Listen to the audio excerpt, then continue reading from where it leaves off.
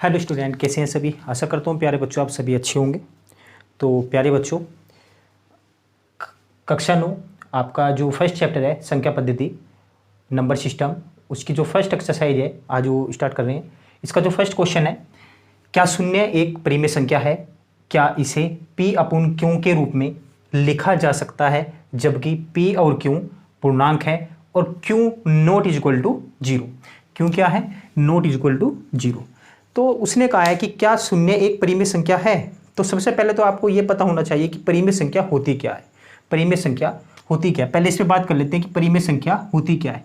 यदि मैं परिमेय संख्या की बात करूं, परिमेय संख्या क्या होती है, तो इसकी जो डेफिनेशन है परिमेय संख्या, वह संख्या जो p अपूर्ण q के रूप में होती है, वह संख्या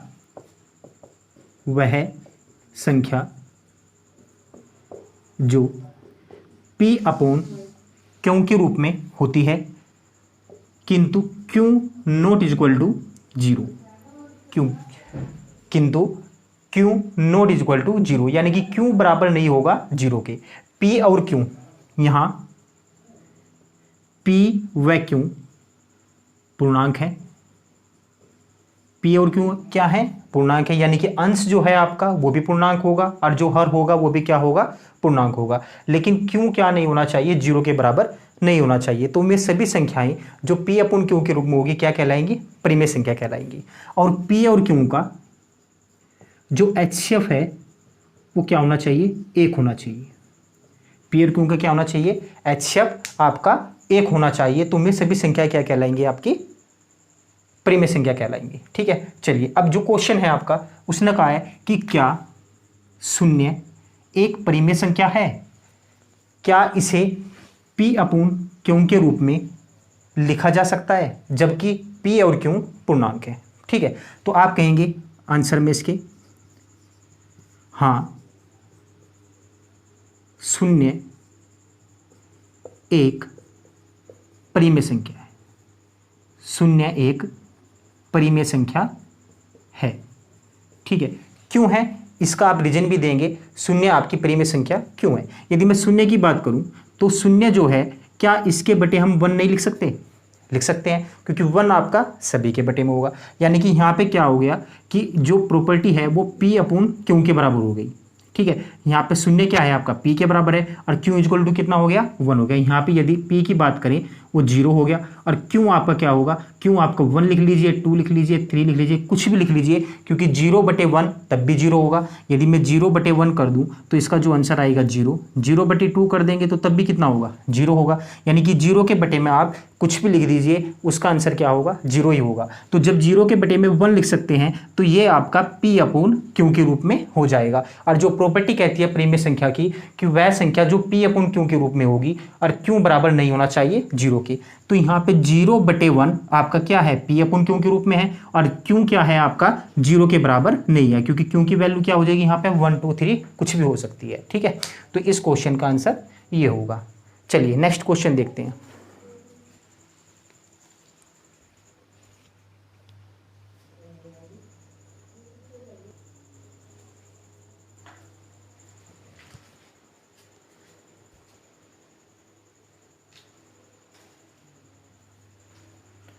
चलिए, जो नेक्स्ट क्वेश्चन है आपका, 3 और 4 के बीच 6 परिमेय संख्याएं ज्ञात कीजिए। 3 और 4 के बीच आपको 6 परिमेय संख्या ज्ञात करनी है। तो कैसे करेंगे? 3 व 4 के बीच, 3 और 4 के बीच, तो 3 और 4 के बीच हमें 6 परिमेय संख्या निकालनी है। तो इसको सोल्व करने के कई तरीके हैं। ठीक है, तो जो आपका सिंपल तरीका है, आप इस तरीके से कर सकते हैं कि 3 और 4 को जोड़ दीजिए। 3 और 4 कितना होगा आपका? 3 + 4 इक्वल टू कितना होगा? 7। 3 और 4 कितना हो जाएगा? 7 हो जाएगा। तो आप क्या करेंगे, जो आपके पास 3 और 4 है उसको आप अंश व बटे हर को क्या करेंगे? 7 से गुना करेंगे। यानी कि 3 गुना 7, यहां पे लिखेंगे आप अंश व हर को 7 से गुना करने पर, 7 से गुना करने पर, यानी कि 3 के बटे 1 लिख सकते हैं आप, और 4 के बटे भी क्या लिख सकते हैं, 1 लिख सकते हैं। तो अंश व हर को क्या करना है आपको, 7 से गुना करनी है। तो 3 गुना 7 बटे 1 गुना 7 और 4 गुना 7 बटे 1 गुना 7। तो क्या इसे हम 7 तिया 21, 7 तिया 21 और 7 एकम 7। इसी प्रकार जो आपका 7 चौक 28, 7 चौक 28 अपून 7 एकम 7।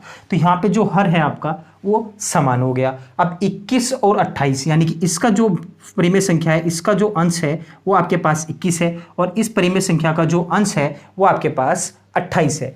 तो 21 और 28 के बीच आप बहुत सारी परिमेय संख्या निकाल सकते हैं। 22 बटे 7,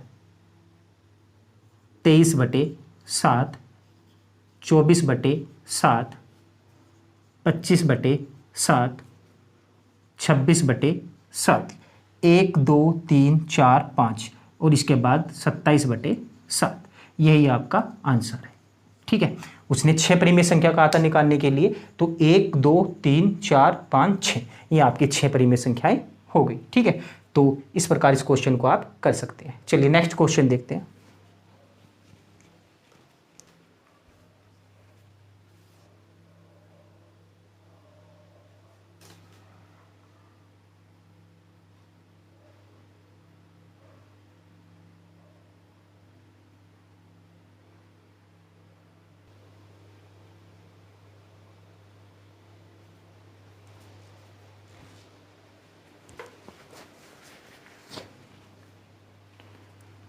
चलिए जो नेक्स्ट क्वेश्चन है आपका, 3/5 और 4/5 के बीच 5 परिमेय संख्या ज्ञात कीजिए।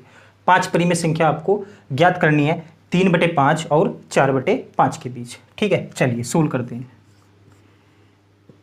3/5 और 4/5। ठीक है, इसके बीच आपको 5 परिमेय संख्या निकालनी है। तो क्या करेंगे आप, अंश व हर को 10 से गुना करने पर, 10 से गुना करने पर। ठीक है, अंश व हर को आप 10 से गुना कर दीजिए। तो क्या होगा, 3 गुना 10 बटे 5 गुना 10, और जो दूसरी संख्या है 4 गुना 10 बटे 5 गुना 10। ठीक है, तो क्या कर सकते हैं, 10 तिया 30 बटे 5 की 10 में गुना करेंगे कितना होगा, 50। इसी प्रकार 10 चौक 40 बटे 10 पंजे 50। ठीक है, तो 30 बटे 50 और 4 बटे 40 बटे 50। अब हर आपके यहाँ भी और यहाँ भी क्या है, समान है। तो 30 और 40 के बीच आप बहुत सारी परिमेय संख्या निकाल सकते हैं। तो कितनी कही है उसने, 5, तो निकाल दीजिए। 31 बटे 50, 32 बटे 50, 33 बटे 50, 34 बटे 50 और 35 बटे 50। ठीक है, 1 2 3 4 5 ये आपकी 5 परिमेय संख्याएं हैं। ठीक है, चलिए नेक्स्ट क्वेश्चन देखते हैं।